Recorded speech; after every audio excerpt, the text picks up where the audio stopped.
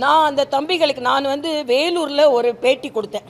அப்போ சொன்னேன், தம்பி விஜய் நீங்கள் கூரை போட்டு என்னமே நிகழ்ச்சிகளை நடத்துங்க. நான் சொன்னதுனால தான் செஞ்சார்னு இல்லை, ஆனால் அதுக்கு அடுத்த நிகழ்ச்சியிலேருந்து அவங்க தம்பிங்களை வெயிலில் காய வைக்காமல் நல்ல கொட்டகை போட்டு நடத்துனாங்க. சரி, அவங்கெல்லாம் மயக்கம் அடையாமல் உயிரிழப்பு இல்லாமல் இருப்பாங்க அப்படின்ற ஒரு நிம்மதி நமக்கு வந்தது.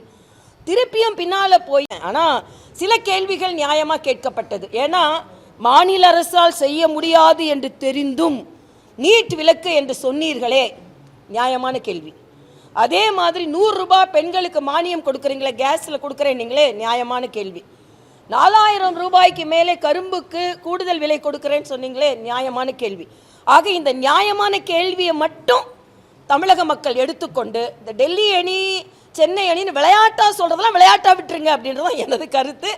அதனால் நிச்சயமாக திராவிட முன்னேற்ற கழகம் தோற்கடிக்கப்பட வேண்டிய ஒரு கட்சி.